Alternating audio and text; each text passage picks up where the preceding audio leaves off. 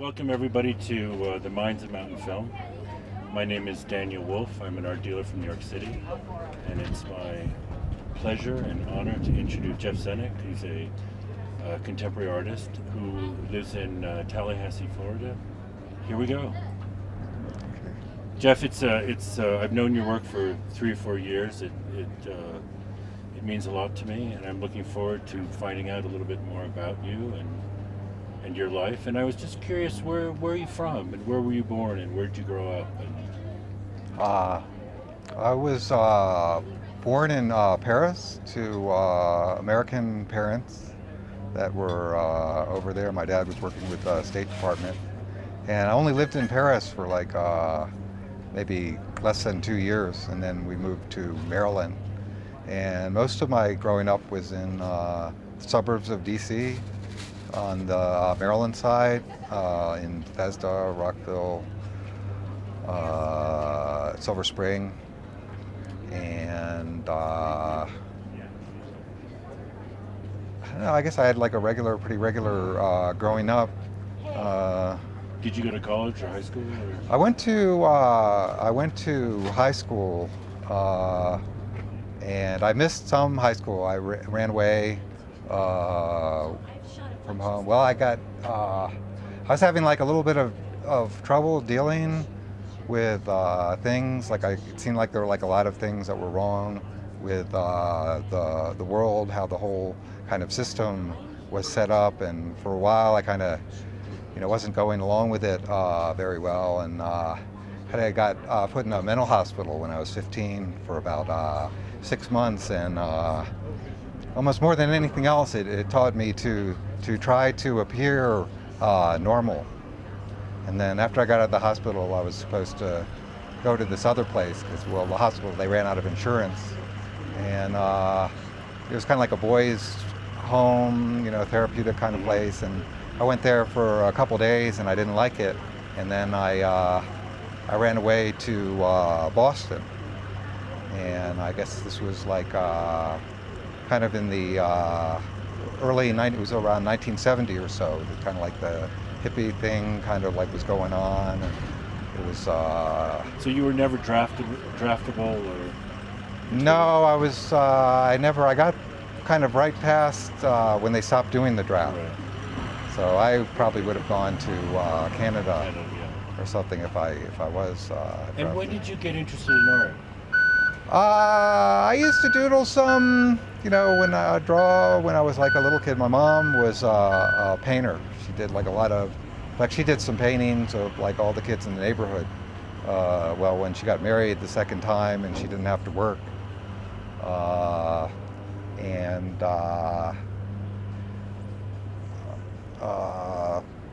I started doing a lot of like psychedelic drawings, kind of took like psychedelics. I used to like try to draw patterns, and when I was in high school, after I got back from like running away, and I'd missed a year of high school. And well, anyway, we used to sit around, my brother and sister and friends. We'd have like take bong hits and draw over those 36 color sets of magic marker. Uh-huh. And kind of that's when I started drawing mandalas too.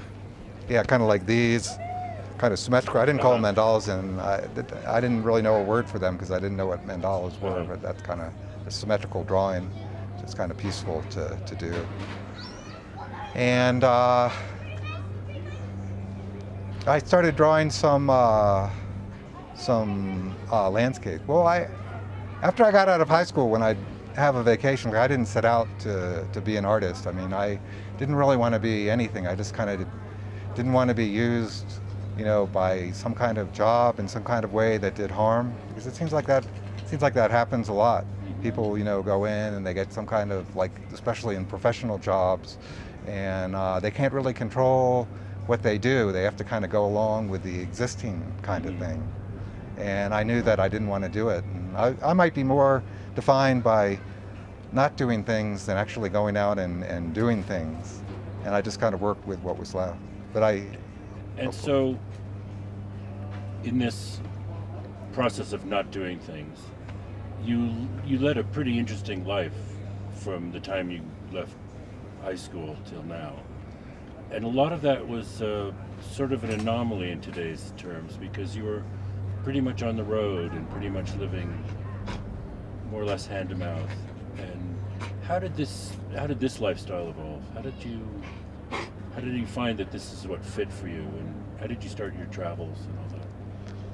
Well, I heard about the communes and stuff, because there were communes happening, and I was interested. And when I first started hitchhiking around, it was to visit like different communes I had heard of, like Steve Gaskin's farm in Tennessee, and visit someplace in Missouri, and Healing Waters in Arizona, and just trying to. I was looking for a way of life that seemed more right than kind of what society had seemed to set out. And did you find that?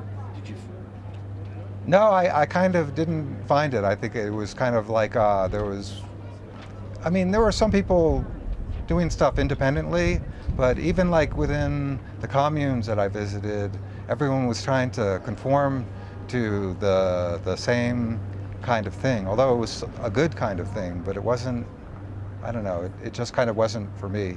Mm-hmm. I stayed, in a couple of them for like, short period of time, and made it out to some of the rainbow festivals, the early ones, like the 7th one, and I think the 8th or 9th. What is the Rainbow Festival? That's did that turn into Burning Man? that's just a bunch of people kind of get together in the national forest. Uh-huh. They have them every year. I think there was a film here about it. And then when did your art evolve and the zine making, and how did that all come along? Well, I lived in a couple places, and I always drew kind of like compulsively and stuff. And I started doing the urban landscapes. Mm-hmm. I really liked kind of sitting outside and just kind of like looking at things. Looking at and drawing kind of gave me a reason to sit and really look at things. Mm-hmm. And with the portraits, it started, I used to do free portraits. Like I set up, I guess the first time was in maybe 15 years, the Saturday market in Eugene, Oregon. I'd take a couple chairs, and I had like a little cardboard sign, free portrait if you can sit still for 15 minutes, or I'll draw you. So I did that a lot. And what was it about the portraits that led you to do that, which is now predominantly your work today? Well, with the portraits, I got a sense of the people while I was drawing them. When I was looking at, into their eyes, at the lines of their face, I could kind of see their experience a little bit. And I always enjoyed like people watching, looking at people, but you can't really stare at people's faces that you don't know. And even if you stare at people's faces you do know, it makes them nervous. And so the yearbooks, a friend of mine sent me a bunch of photographs of people from his English class in Japan, and I did some like 9-panel pictures, and it was real interesting because I kind of thought of the Japanese as kind of all being like one kind of race that all kind of like look together. But if you look at the pictures, I mean, there's some kind of similarities, the distance their eyebrows are from their head and some other things, but there's an awful lot of kind of different features, and I was able to kind of look at them and kind of like imagine in the past. Like sometimes when I draw people, I think about their ancestors, their parents, or their great grandparents, and that experience, because some of that I think comes through too, as well. Well, mostly it's our own experiences that show on our face. But did you develop this craft and this talent to be able to draw people's faces and to capture something about them, or is this something that you worked on for years to develop the skill? How did your own voice come through in all of this? Well, I think that there's a progression. I think it's still kind of developing. Like some of the time I get what I'm aiming for. Like I'll look at a face and it'll look like melancholy, and I'll draw it and I'll be able to capture the melancholy.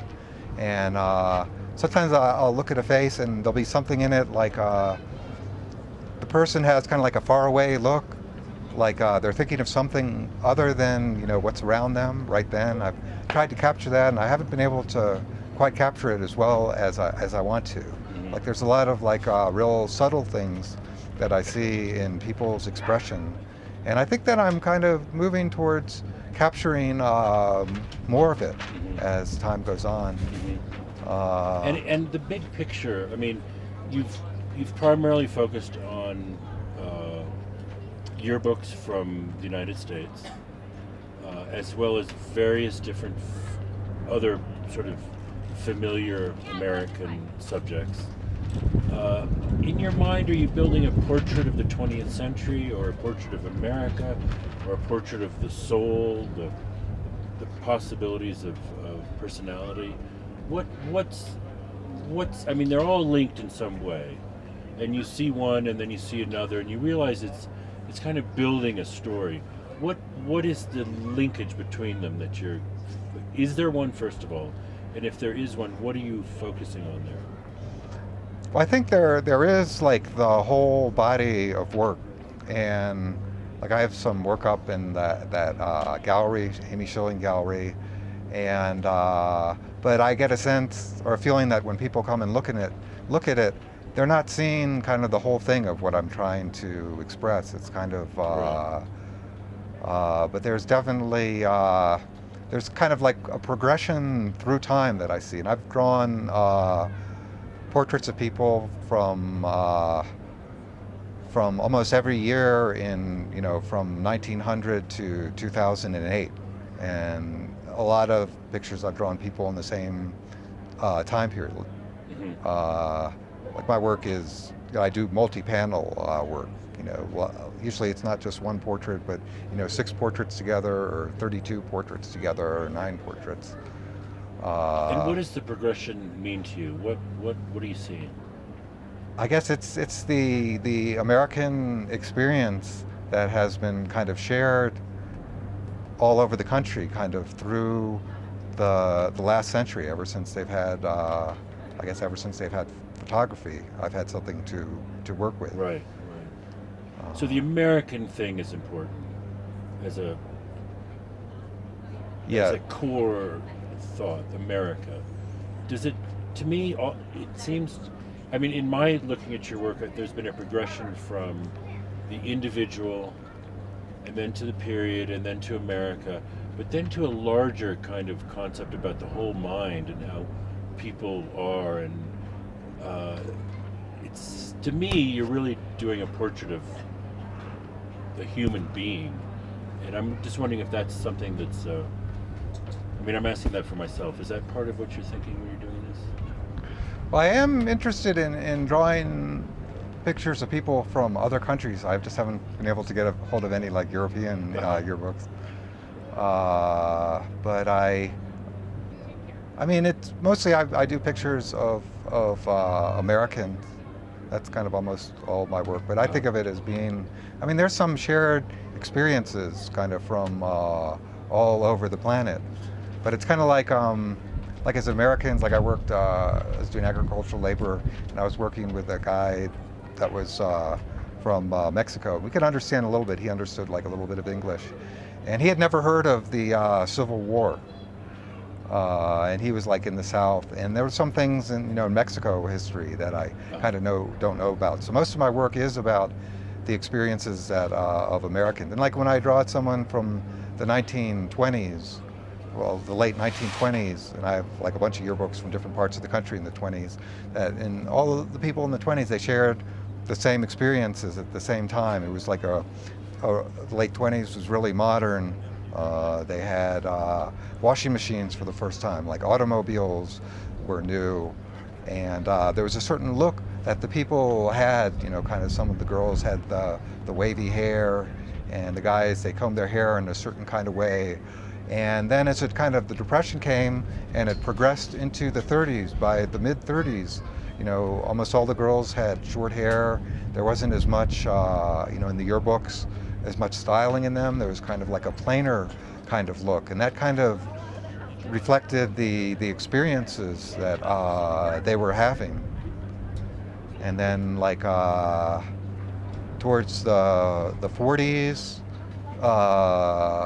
World War II, the photographs, people were more serious. 42, 43, 44, if you look at their pictures in the yearbooks or archival pictures from all over the country, there was a kind of more kind of serious look, like everyone, a lot of people knew people that were over there, fighting in the war. And then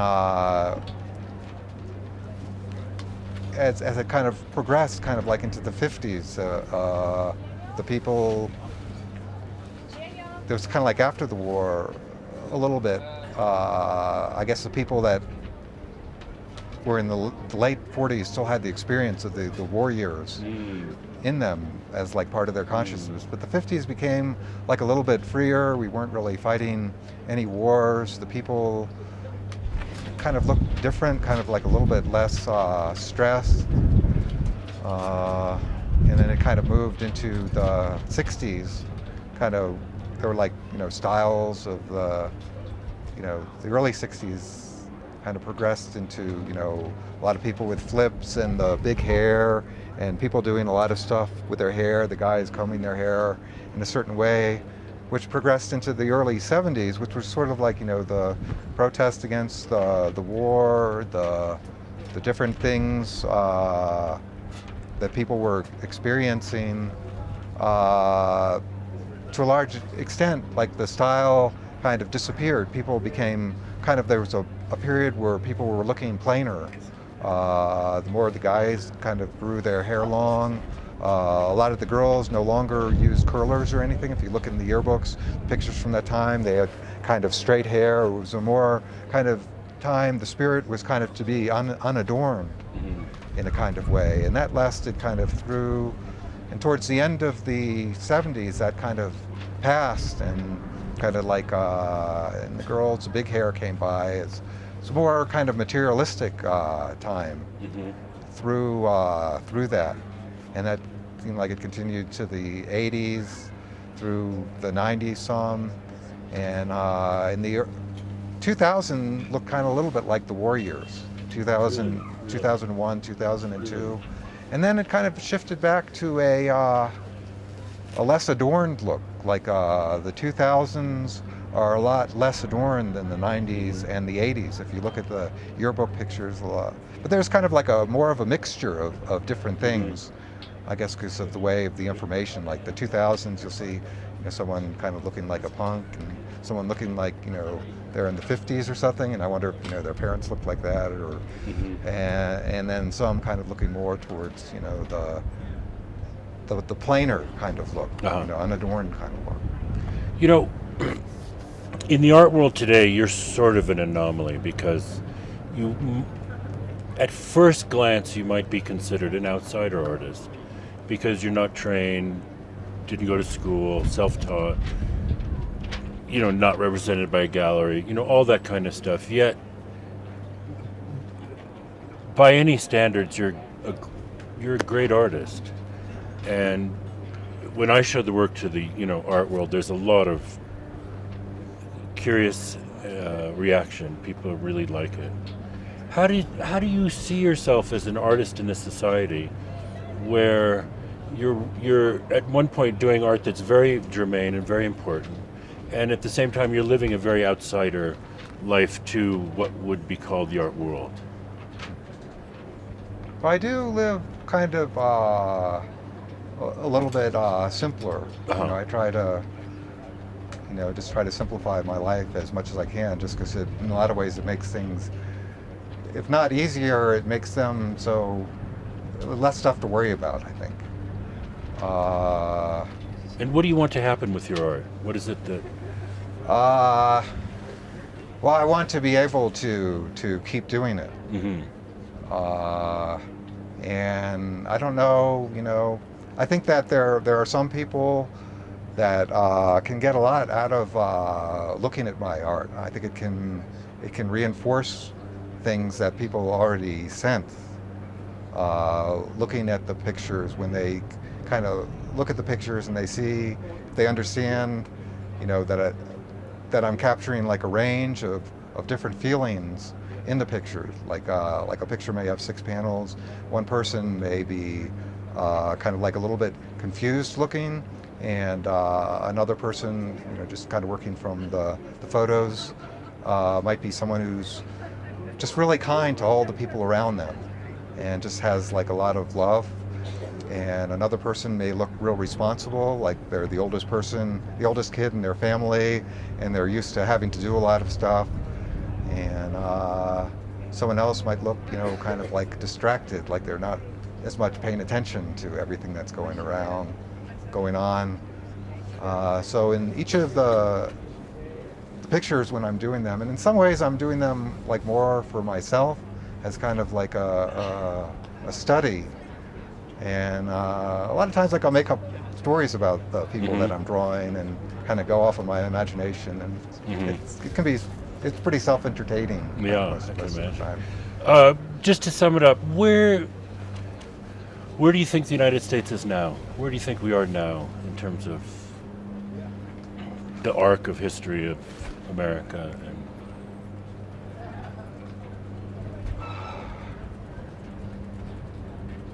I think that there's like a lot of different streams kind of going on all around, and I think that America is more, I see it more as a whole bunch of individuals doing a lot of different things rather than, kind of one thing going on together. I mean, there's definitely people that are drawn to